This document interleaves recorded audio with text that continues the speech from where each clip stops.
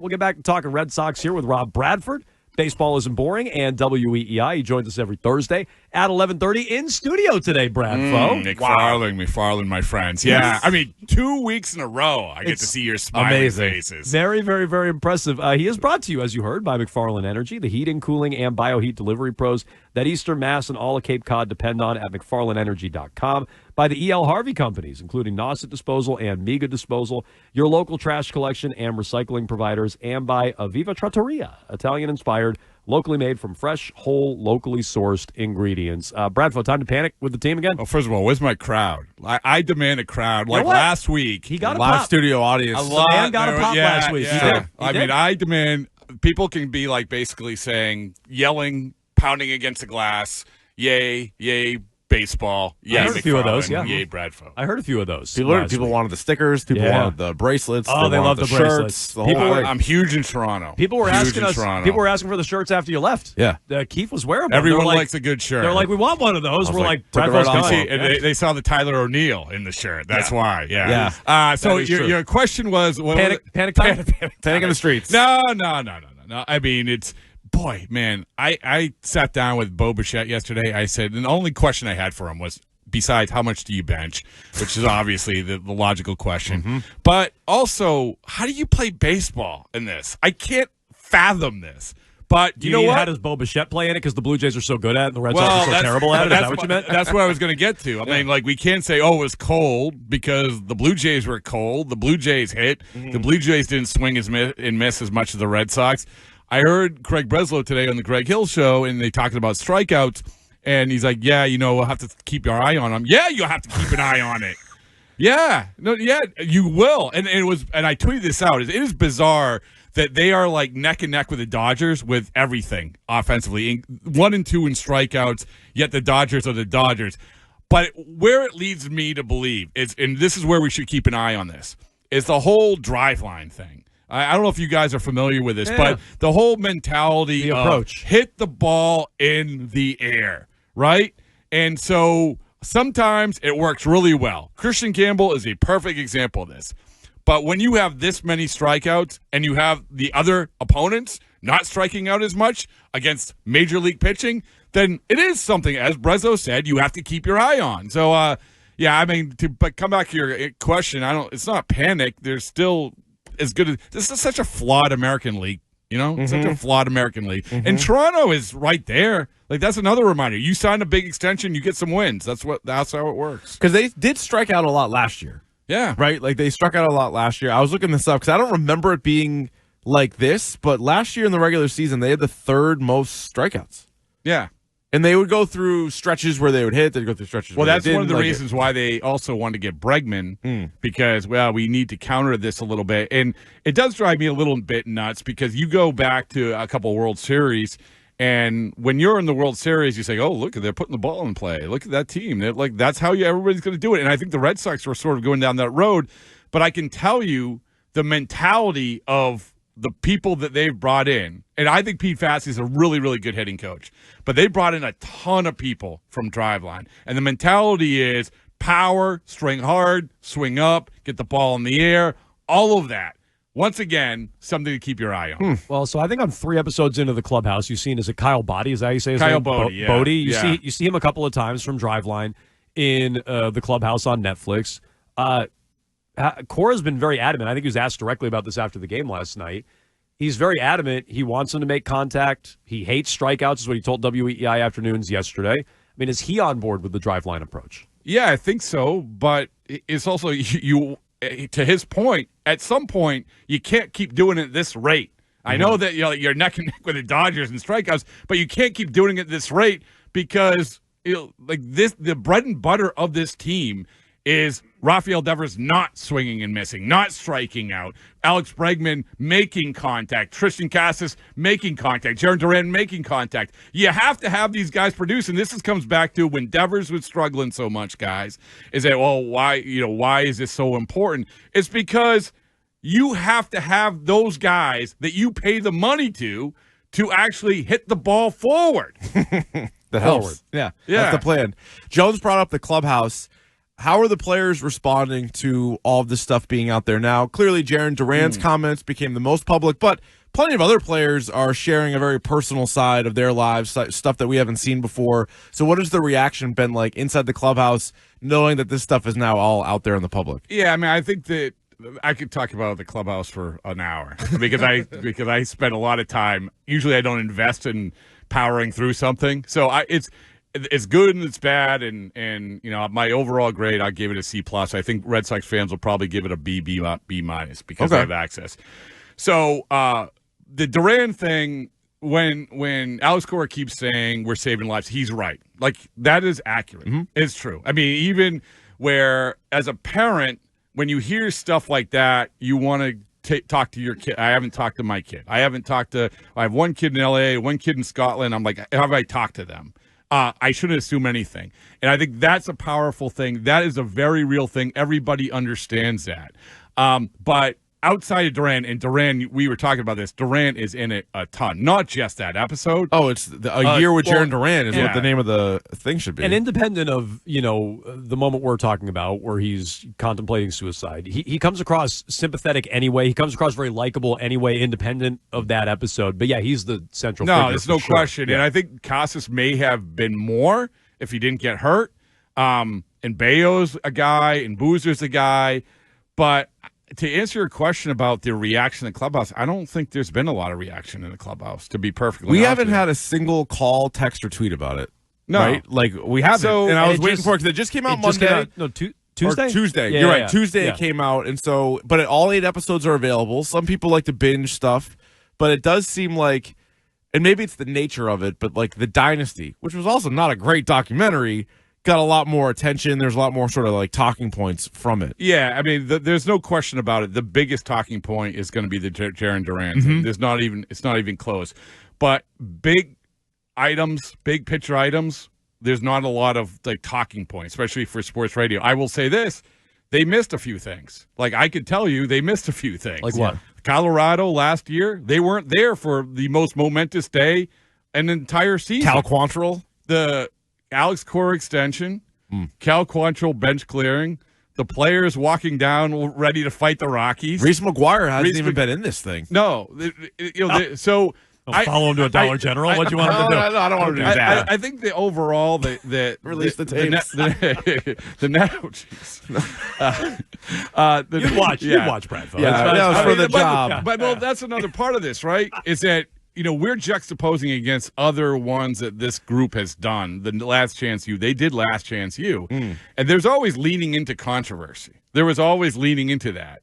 Poor kids. Now all those kids are suing Netflix, right? Right. Yeah. There's not a lot of leaning into the controversy. There's really quick mentions of controversy. Well, I was going to say, I haven't finished this series yet, but nobody comes across bad. That I was saying that to someone. Yeah. Like there are 2 or 3 guys that I think come across the best. Casas has a couple of I'm only 3 episodes in. Casas has a few borderline moments. I think where he's telling a kid he won't sign his autograph. Well, and when the whole dugout ignores him after he gets thrown out, stupidly trying to steal third.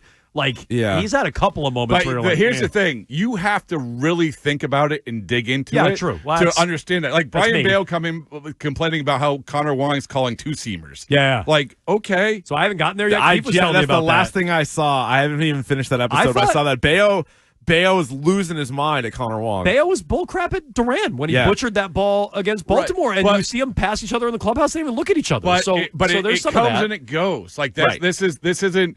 And then it jumps to like Bayo and his kid and his wife or whatever. You just hit the nail on the head. And I'm not saying like, hey, listen, you don't want people to feel bad about it, but they didn't make anyone look really bad. No. Jarren Duran's dad did the mea culpa about the parenting situation, which we understand. But there is that which I don't think helps business for Netflix.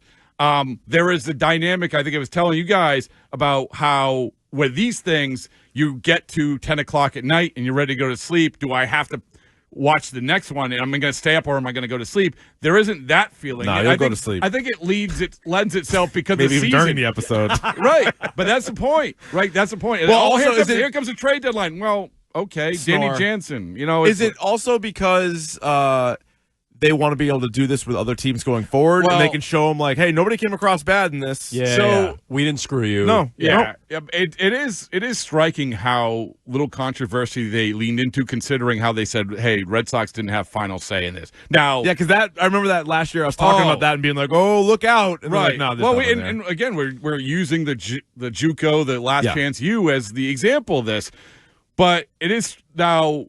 They didn't let them in certain times. There's one episode in the trade deadline where Craig Breslow takes a call while being interviewed and like, can we follow you? He's like, no. Yeah. And they show that. Right. They show that. Oh, wow. Okay. And then they have the sort of everyone, hey, we got James Paxton. Okay. Pending physical. Yeah. You know, it's like, all right, great. Did they do the physical? Yeah. How do you pass that? But it's, I think that you raise a good point. Another thing I've been thinking about, because you have that strip of the top 10 viewed ones, right? Yes, at right. Netflix. Yeah. Oh, it ain't on there. Netflix doesn't release here's our top 100. That's all they do. This is what's being watched the most. Is that on there? Let's take a look. Yeah, no, it's not. No, I noticed that last night when I was I've been tuning in checking for for 2 episodes. days Yeah. because when you have the massive amount of publicity, which they have had, including, by the way, MLB getting behind it, then you're like, oh, it's going to pop. It's going to pop there, and it hasn't. Not to say that in some way it won't be successful, but what that lent me to believe and think about was they're not doing this again. They're not. Hard Knocks, they couldn't do it fast enough. The tennis stuff, the golf stuff, all of this, they're doing it again. And I would love to know if they're going to do it again. I don't know if a team – I know the Phillies – they want the Phillies to do it initially, I think. And they said no. So I don't know. I don't think they're going to do it again. It's also they picked a tough team. It's a team without stars. It was a team that was 500, so they weren't even like the worst. But they weren't a playoff team. They were legitimately 81-81, and no one expected them to be good. It's not like there was drama in them being way worse than you thought. Right? Like if you said we're doing the Dodgers, than you thought. we're doing the Dodgers this year. They either win and Listen, follow the World Series. for the Red Sox, this was a marketing tool, right? Yeah. That's what it was, and it probably paid off in that respect because. As we said, we thought somebody's going to get ripped here. Somebody's going to come off looking bad. Somebody's going to be the kid in the JUCO kid who walks off the team, right? But there was none of that. But is the point you're going to end up liking all these guys more? And like they keep hammering the point, like we take for granted, like these guys are people too. These guys are people too. It's like but they lose 6 games in a row. Fenway Park's not gonna be like, guys, don't boo them. They're humans. But that's the theme, right? Yeah, they slam that in your face. That's the it's how hard it is to get through a baseball season. That's the theme, and then they get to play something else. And we all know, they ran out of money, halfway through the year. They disappeared for a month and a half, just coincidentally when the Red Sox disappeared as well. So they come back at the end, and thankfully, they did an episode on Joe Castiglione. Good for you for pivoting. Yeah. Because I don't care about they make it seem like they're in it till the end, but they really aren't. But another example how they didn't lean into controversy. Guys know Kenley Jansen, friend of the program.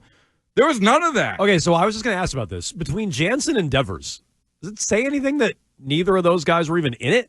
You see them, but they didn't want to be in it. Okay, so what? Yeah. But what does that say about? Does that say anything about specifically Devers because he's still on the team? Does that say anything about him and his resistance to being the star, being the leader? That hesitance? I feel like the fact he wouldn't let himself in. It's not a second language thing. Bayo's all over this, so I don't know. I wonder if that says anything about. I don't think Devers. it says. I think it says I don't want to be part of it.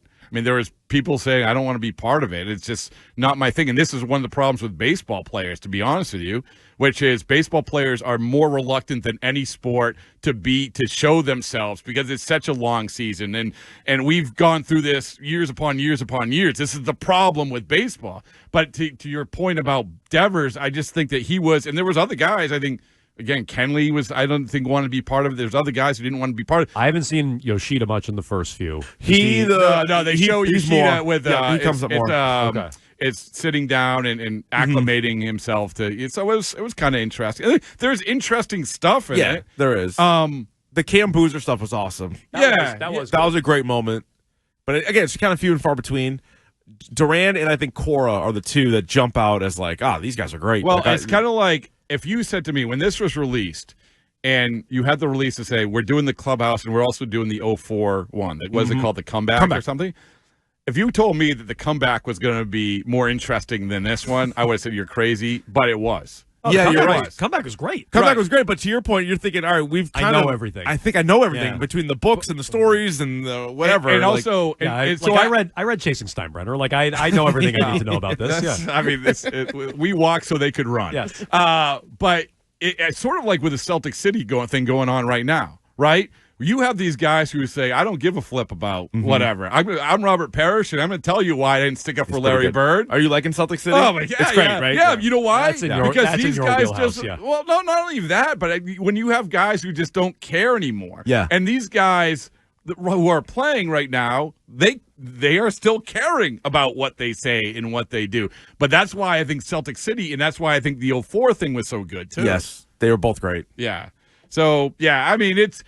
I suspect that a lot of people will give it a B minus. That's where I'm going with it, because for Red Sox fans, it's cool, it's entertaining. I do wonder the two things outside of Boston, what the reaction is going to be, and also what the reaction will be in terms of what they'll do going forward, because that was part of this plan, right? Unprecedented access to a baseball team, first time ever. Okay, you got to get better at. Like, here's the thing.